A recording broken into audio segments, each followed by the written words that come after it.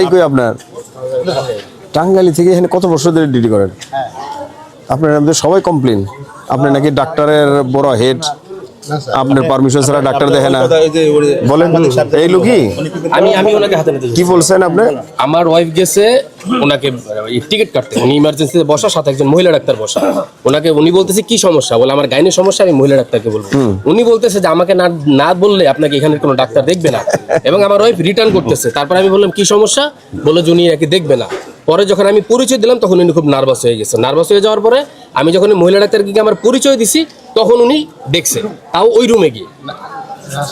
এবং ওনাকে আমি কিছুদিন আগেও প্রশ্ন করছি, উনি একজন ঊর্ধ্বতন সাংবাদিককে ফোন দিছে যখন আমি ওনাকে ক্যামেরার সামনে আনছি।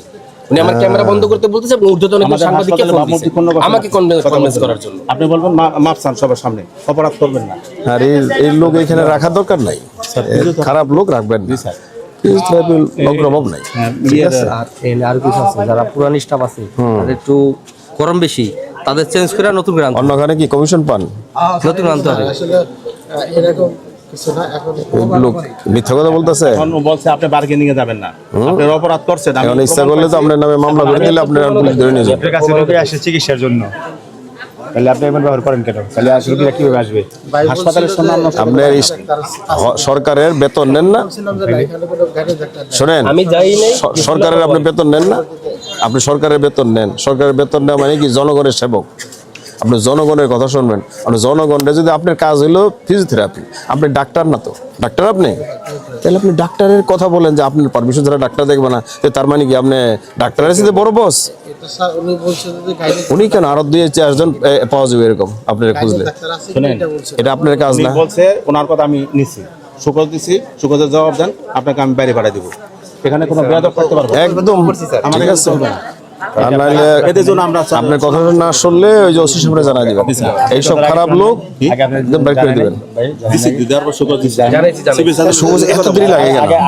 সুকোশ ওই সুকোশটা আমার দেখেন কয়দিন আগে দিছেন আর কয়দিন উত্তর দেন। আর আগে স্ট্যান্ড হাউসে ছিল ওই কপিটা নিয়ে আসেন দেখি, উত্তর দিয়ে দিব। আর নাহলে এটার কি পানিশমেন্ট নেওয়া যায় একদম।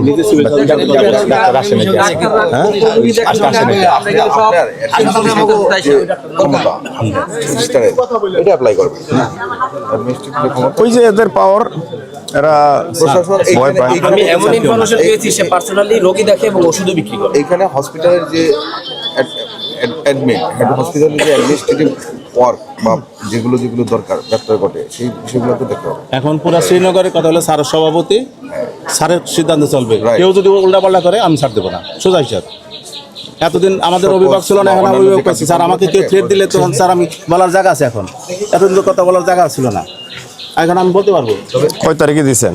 স্যার এটা রিসেন্টলি একটা মানে অভিযোগ দায়ের করে 23 তারিখে তো উনি তো দেখাইছে বহুত আগে। স্যার এটা তো অনেক আগে 23 তারিখে দিলে তো কেবল 25 তারিখ। এটা স্যার অন্য একটা ও ওনারটা কোথায়? অন্যটা এটা স্যার।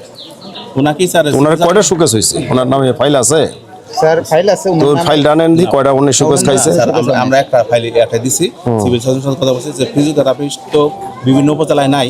এখন আমাদের একটা যদি আমরা এটা ওদের সংশোধন করে রাখতে পারি তাহলে এটা আমাদের জন্য ভালো। যদি সংশোধন না হয় তাহলে আমরা আউট করে দিব। খারাপ লোক রাখবেন না, না থাকুন ভালো, ঠিক আছে?